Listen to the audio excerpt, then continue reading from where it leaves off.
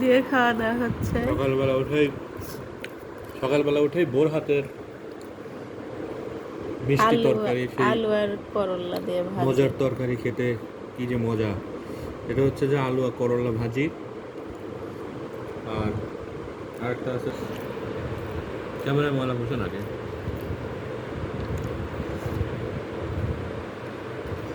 আলু ভাজি, করলা ভাজির পাশাপাশি আর একটা মজার তরকারি, সেটা হলো ইলিশ মাছ।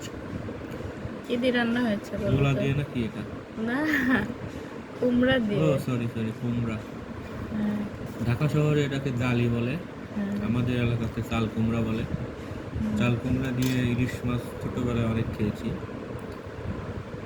এখন আবার বউয়ের হাতে মাঝে মাঝেই খাই, আজকেও আবার খেলাম।